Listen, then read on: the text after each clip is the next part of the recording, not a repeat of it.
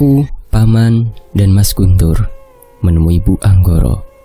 Aku sangat takjub melihat kemewahan rumah berbentuk joglo yang begitu klasik dengan ornamen ukiran-ukiran kayu jati. Kami disambut dengan ramah. "Mari silakan duduk." "Terima kasih Bu, saya Mbok Sari." "Monggo silakan, saya panggilkan Nyai Anggoro." "Baik Mbok, matur suwun." Tak berselang lama, Mbok Sari keluar dengan membawa nampan di tangannya lengkap dengan singkong goreng dan teh hangat. "Monggo, diskecaaken, silakan." "Matur suwun Mbok, maaf merepotkan." "Alah, mboten, namung toyo, cuman air saja kok." Aku melirik ke arah Mas Guntur yang masih sibuk melihat benda-benda pusaka yang menempel di dinding. Mungkin itu peninggalan almarhum Pak Wijaya. Ada satu yang membuatku tertarik. Sebuah lukisan yang menggambarkan dua orang gadis dengan wajah yang sangat mirip, namun penampilannya sangat berbeda. Gadis yang satu sangat cantik dan anggun layaknya putri keraton, sedangkan yang satu sederhana seperti pelayan. "Kamu suka dengan lukisannya?" Aku tersadar saat seseorang menepuk pundakku. Maaf Nyai, saya..." "Tidak apa-apa." Bu Anggoro tersenyum ramah ke arahku. Namun di balik senyumannya, aku seperti melihat sesuatu yang aku sendiri tidak tahu apa. "Maaf sebelumnya, kedatangan kami mengganggu waktu panjenengan. Saya Damar, dan ini Guntur dan Maya." Paman Damar membuka percakapan. "Tapi saya tidak bisa membantu kalian," ucap Bu Anggoro. "Tapi Nyai, kami belum memberitahu maksud kedatangan kami." "Panggil saya ibu saja, karena kalian tamuku, bukan abdiku." Iya Bu." Paman mencoba menahanku agar tetap menjaga sikapku. Ya, aku sadar, aku sudah berlebihan sampai aku lupa siapa yang menjadi lawan bicaraku. "Maaf Bu Anggoro atas kerancangan kami. Kami hanya ingin mencari tahu mengenai tumbal pabrik." Tanya Mas Guntur. "Apa kalian mengira bahwa aku adalah sumber tumbal pabrik yang kalian maksud?" Bukan seperti itu Bu. Kami hanya ingin meminta izin kepada Bu Anggoro selaku pemilik pabrik untuk menghentikan ritual tumbal pabrik. Saya tidak ada sangkut pautnya dengan tumbal pabrik yang kalian maksud." Lagi-lagi, senyum Bu Anggoro membuatku semakin menaruh curiga terhadapnya. Ketenangannya seolah menjadi tameng untuk dirinya. "Maaf Ndoro, ada Tuan Samidi di depan." Bu Anggoro melangkah keluar bersama Mbok Sari, meninggalkan kami tanpa sepatah kata pun. Kedatangan Pak Samidi membuat statementku kalau Bu Anggoro terlibat semakin kuat. "Maya, kamu harus bisa mengendalikan emosimu. Jangan sampai sikap kita membuat Bu Anggoro tidak nyaman terhadap kita. Ini bukan masalah yang sepele. Ini menyangkut nama baik Bu Anggoro." "Baik Paman, maafkan Maya." Hampir 1 jam, Bu Anggoro dan Pak Samidi berbincang di luar. Jika dilihat dari raut wajah mereka, mereka tidak hanya berbincang, tapi lebih ke arah berdebat. Setelah itu Pak Samidi pergi, dan sebelum ia pergi, Pak Samidi menatap tajam ke arahku. Aku merasakan adanya ancaman dari tatapan mata Pak Samidi. "Apa masih ada yang ingin kalian sampaikan? Jika tidak, kalian boleh pergi dari rumah saya. Aku tidak bisa membantu apa-apa. Kalian sendiri yang menyerahkan nyawa kalian. Lagi pula semua tumbal telah siap. Percuma jika kalian tetap nekat." Setidaknya jika Bu Anggoro benar tidak terlibat dengan ritual tumbal pabrik ini, Bu Anggoro bisa memberitahu kami cara untuk menghentikan ritual itu. "Ritual itu sudah ada sejak awal berdiri pabrik. Mendiang suamiku melakukan kesalahan besar, yaitu bersekutu dengan demit alas tua, dibantu oleh seorang dukun dengan bayaran 1000 kepala gadis perawan.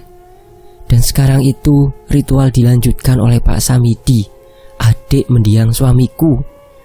Malam ini tepat malam Selasa Kliwon, dan ritual itu pun akan dilakukan malam ini.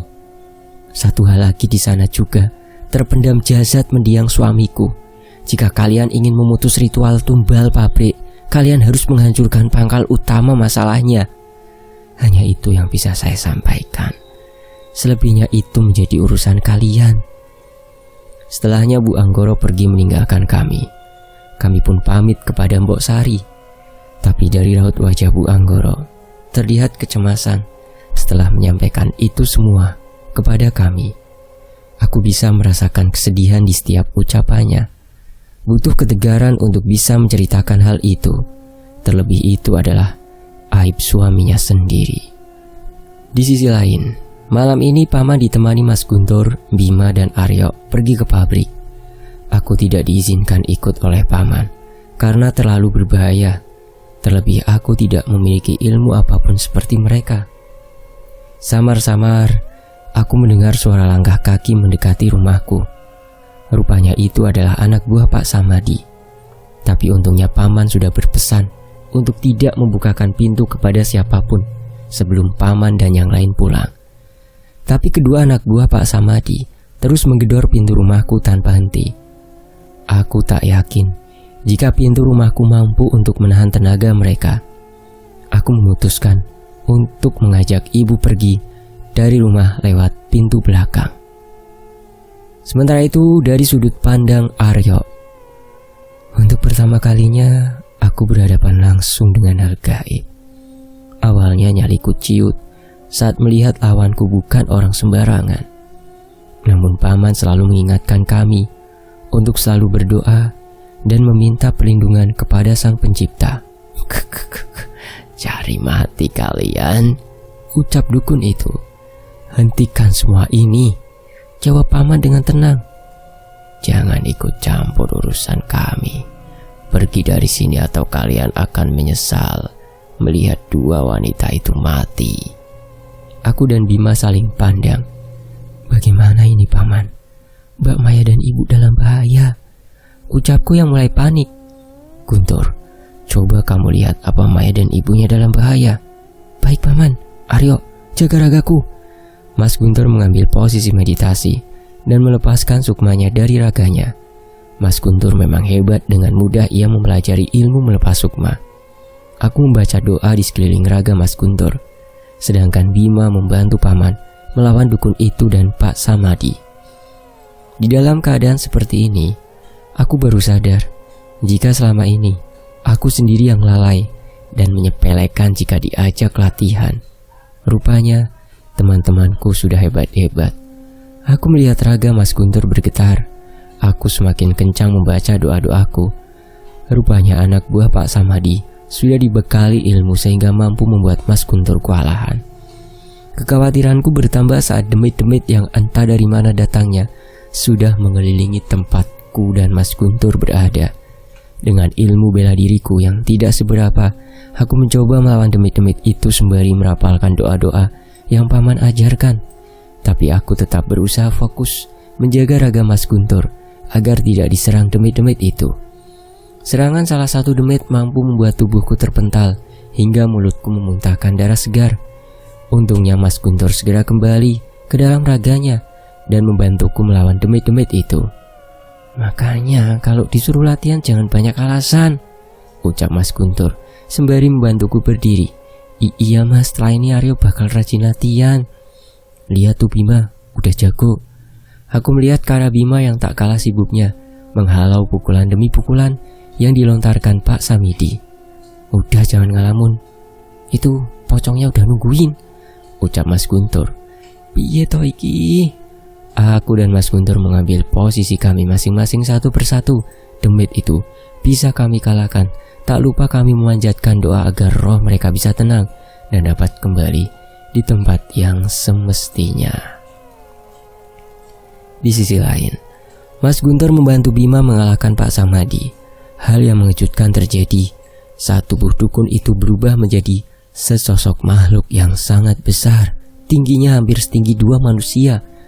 Badannya berwarna hitam legam, namun kepalanya menyerupai kepala kerbau dengan dua tanduk di atasnya. Matanya merah menyala, serta giginya yang memunculkan taring-taring yang sangat tajam. Melihatnya saja membuat tubuhku lemas hingga terjatuh ke tanah. Apalagi aku harus melawannya.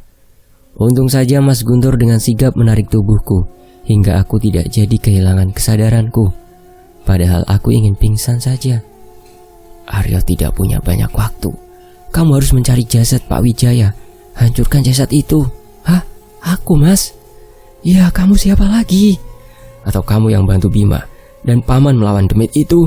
Tidak ada pilihan yang bisa kupilih. Dan aku memutuskan masuk ke dalam pabrik untuk mencari keberadaan jasad Pak Wijaya. Suasana pabrik di malam tanpa adanya karyawan yang bekerja sangat-sangat berbeda. Nyaliku tak cukup untuk masuk ke dalam pabrik sendirian.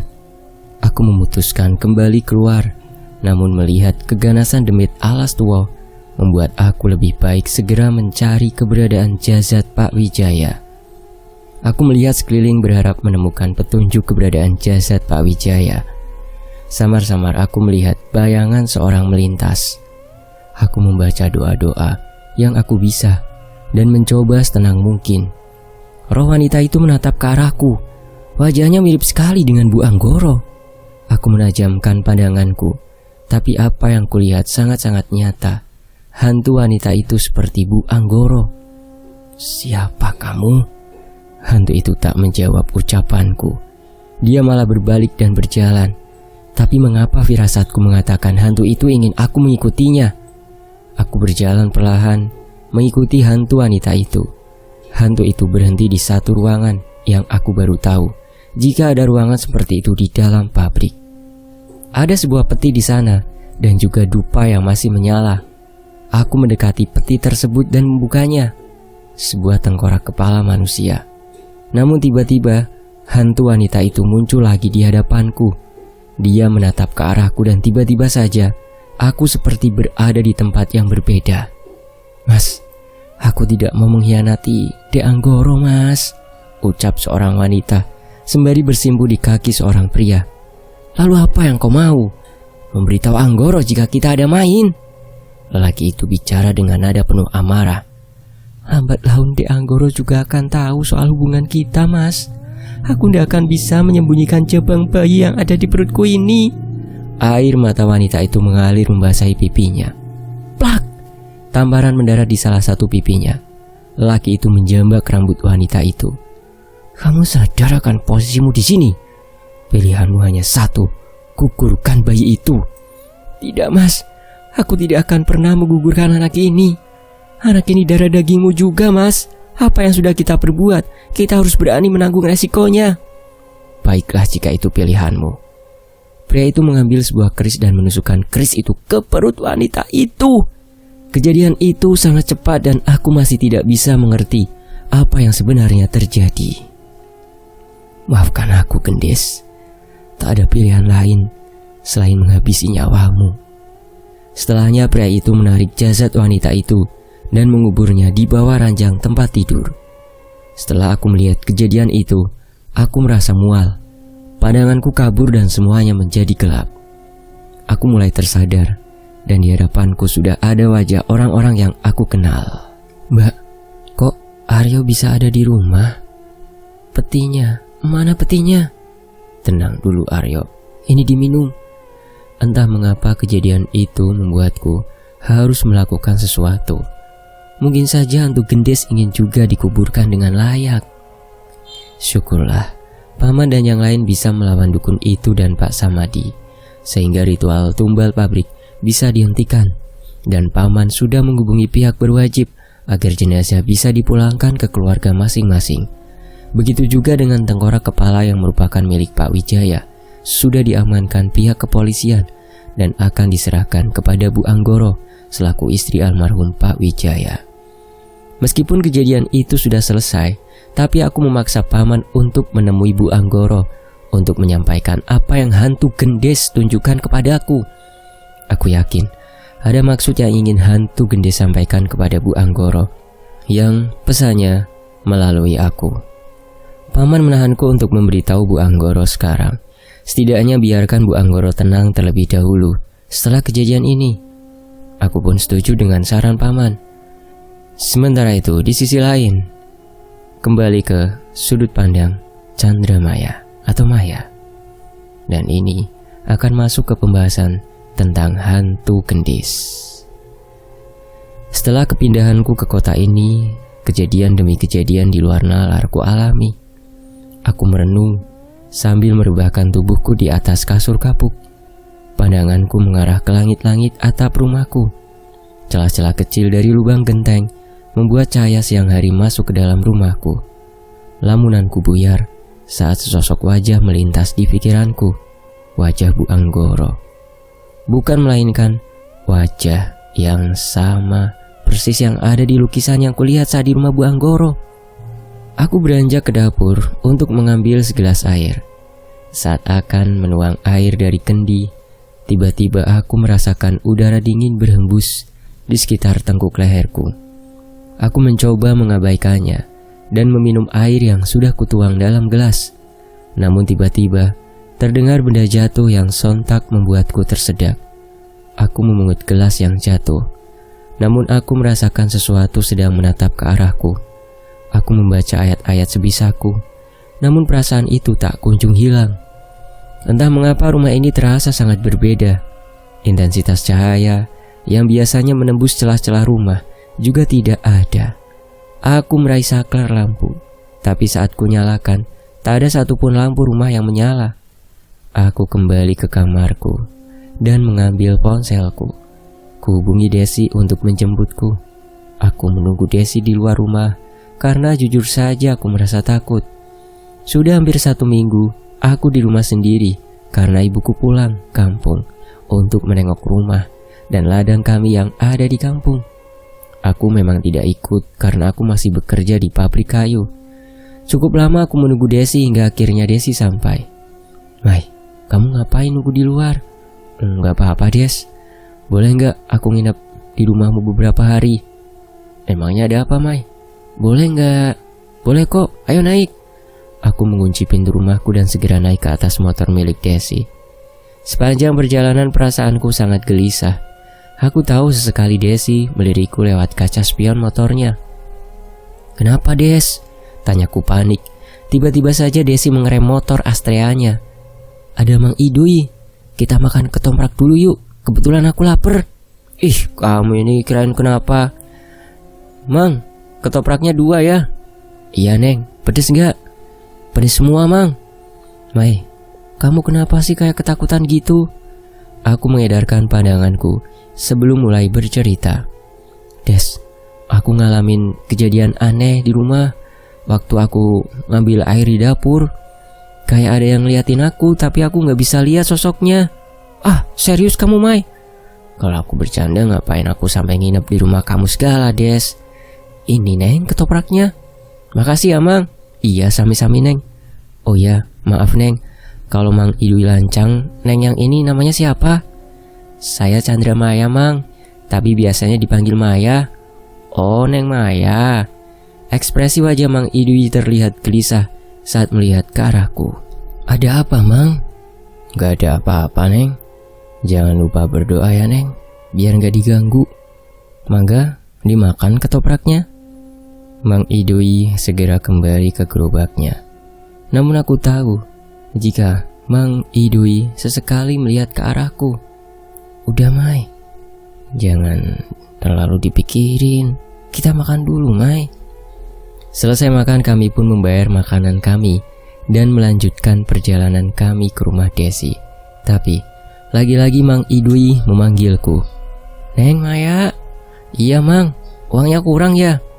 "Bukan, Neng, Mamang mau ngasih ini." Mang Idui menyerahkan lipatan kertas berbentuk segitiga. "Ini apa, Mang?" "Simpan saja. Siapa tahu Neng Maya butuh." Terkadang kita memang tidak bisa membaca maksud dan tujuan mereka, tapi semoga maksud mereka baik. "Yang Mang Idui maksud siapa ya, Mang?" "Lebih baik kalian segera pulang ke rumah, sebentar lagi gelap. Jangan keluar rumah malam-malam, ya, Neng." "Yuk, Mai, bener kata Mang Idui, udah mau gelap. Takutnya kemalaman sampai rumahnya." Aku dan Desi kembali melanjutkan perjalanan. Namun aku merasakan ada yang berbeda dari ucapan Mang Idui kepadaku. Sesampainya di rumah Desi, aku berkenalan dengan ibu dan adik-adik Desi. Sedangkan ayah Desi masih bekerja dan pulangnya agak malam. Aku pun meminta izin untuk mandi karena tubuhku terasa sangat lengket. Selesai membersihkan diri, rupanya ayah Desi sudah pulang dan ibu Desi sedang menyiapkan makan malam dibantu Desi dan adik-adiknya. "Sini Mai, makan dulu. Maaf ya seadanya." Harusnya Mai yang berterima kasih sudah diizinkan menginap. Nak Maya ndak usah sungkan. Desi memang sering mengajak teman-teman wanitanya menginap di rumah, ucap ayah Desi dengan ramah. Pandanganku terfokus ke ibu Desi yang membawa sepiring nasi lengkap dengan lauk dan juga segelas air putih ke arah belakang. "Kenapa ngalamun Mai? Gak enak ya makanannya?" "Enak kok Des. Ini lebih dari enak dari biasanya yang ibuku masak di rumah." Kami menghabiskan makanan kami tanpa ada obrolan di meja makan. Setelahnya, aku membantu Desi membereskan meja makan dan mencuci piringnya. Walaupun Desi dan ibunya melarang aku membantu, tapi aku tetap kekeh. Ya, bagaimanapun mereka sudah sangat baik padaku. Saat aku pamit untuk tidur lebih dulu, tiba-tiba ayah Desi yang sedang duduk di ruang tamu dengan sebatang rokok di tangannya serta segelas kopi hitam yang sesekali ia seruput memanggilku. "Nak Maya, boleh Bapak bicara sebentar?" "Boleh Pak." Aku duduk berhadapan dengan ayah Desi. Begitu juga Desi yang langsung mengambil posisi duduk di sebelahku. "Simba ingin bertemu dengan Nak Maya." "Simba? Siapa Simba?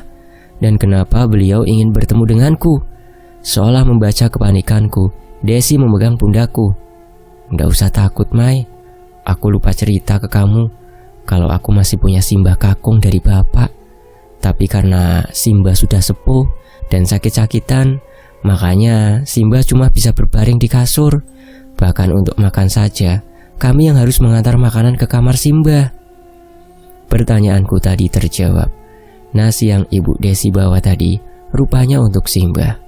"Mari ibu antar." Bisakah Desi ikut Bu?" Tanyaku sedikit ragu. Ibu Desi tersenyum seolah tahu keraguanku. Dan Desi beranjak dari duduknya dan berjalan bersamaku ke kamar Simba. Ibu Desi membuka kamar Simba dan aku bisa melihat tubuh renta manusia dengan kulit kendor serta nafas yang terengah-engah terbaring di atas kasur kapuk. Ibu Desi dan Desi memberiku isyarat untuk duduk di pinggiran kasur di sebelah Simba. "Assalamualaikum, Mbah. Niki kulo Chandra Maya. Rencangipun Desi." "Waalaikumsalam. Tekomu wis tak enteni Cahayu. Simbah durung iso lunga saka donya iki sadurunge babakan iki rampung." Maksudipun pripun nggih Mbah? Kula mboten maksud." "Kedatanganmu sudah saya tunggu Nak. Simba belum bisa pergi dari dunia ini sebelum masalah ini selesai. Wanita yang ikutin kamu itu namanya Gendis. Zaman lalu Mbah ini adalah pelayan keluarga Nyai Anggoro. Mbah ini salah satu pelayan kepercayaan bapak dan ibunya Nyai Anggoro." "Maaf sih Mbah. Gendis itu siapa ya Mbah?" "Gendis itu anaknya Mbah. Anak perempuan Mbah satu-satunya. Ibunya Gendis meninggal waktu melahirkan Gendis. Karena kakak-kakaknya Gendis masih kecil, Mbah terpaksa membawa Gendis bekerja. Ternyata kehadiran Gendis disambut baik oleh keluarga Nyai Anggoro, terutama Nyai Anggoro sendiri yang merasa ada teman bermain kala itu. Makanya Simba ngajak Gendis setiap hari ke rumah Nyai Anggoro. Sampai kedekatan mereka sudah seperti saudara. Karena dari kecil bersama, wajah mereka bisa dibilang mirip, hampir tak ada bedanya. Melihat kedekatan Gendis dan Nyai Anggoro, akhirnya kedua orang tua Nyai Anggoro bermaksud ingin mengangkat Gendis sebagai anak angkatnya. Namun waktu itu Mbah menolak karena Simba merasa tidak pantas dan Gendis adalah anak perempuan Mbah satu-satunya. Karena itu Mbah hanya meminta agar Gendis dijadikan abdi dalam saja. Dengan segala kebijaksanaannya, ayahanda Nyai Anggoro memahami dan mengerti perasaan Mbah waktu itu dan dia pun mengindahkan permintaan Mbah. Sampai di mana Gendis melakukan kesalahan dengan menjalin hubungan dengan suami Nyai Anggoro. Atas kesalahannya itu Gendis mengandung janin hasil dari hubungannya dengan suaminya Anggoro, Pak Wijaya. Tapi pada saat itu Pak Wijaya ndak ingin bertanggung jawab atas janin yang dikandung oleh Gendis, karena Pak Wijaya sangat mencintai istrinya Nyai Anggoro dan ia ndak ingin kehormatan dan nama baiknya tercoreng karena menghamili seorang abdi dalam, anak saya, Gendis. Simbah ndak bisa berbuat apa-apa saat melihat putri kesayangan Simbah dibunuh secara keji oleh pria yang sudah menghamilinya. Mbah marah, Mbah dendam, tapi hanya bisa pasrah kepada Sang Pencipta dan memohon ampun atas apa yang Gendis lakukan. Mbah ndak ingin memupuk dendam atas kematian Gendis. Mbah hanya ingin membuka semuanya di hadapan Nyai Anggoro dan meminta welas asihnya untuk memaafkan Gendis dan meminta jasad Gendis agar Mbah bisa dimakamkan di sebelah makam Gendis. Lewat kamu, Mbah minta tolong sampaikan masalah ini kepada Nyai Anggoro, yo Cahayu. Panjang Mbah bercerita, tanpa kusadari bulir-bulir air bening mengalir dari mata Simbah. Begitu juga aku, Desi dan Ibu Desi yang tak kuasa menahan tangis. Aku menggenggam tangan Simbah erat. Kuteguhkan hatiku untuk menerima amanah dari Simbah. Rupanya selama ini Simbah menyimpan semua duka itu sendiri, tanpa ada satu keluarga, bahkan anaknya yang lain tahu. Seburuk-buruknya orang tua masih bisa menutupi keburukan anaknya, tapi seorang anak belum tentu bisa melakukan itu semua. Sayangi orang tuamu selagi ada. Rahmatmu, berkatmu adalah darinya. Tanpanya kita tidak akan bisa merasakan nikmatnya seblak ceker dan bakso mercon. Benar kan teman-teman? Selamat berpuasa ya teman-teman. Saya pamit, sampai jumpa di bagian berikutnya. Masih di Chandra Maya Story yang ditulis oleh Lestari Hunaifi. Tony FS pamit. Wassalamualaikum warahmatullahi wabarakatuh. Alhamdulillah.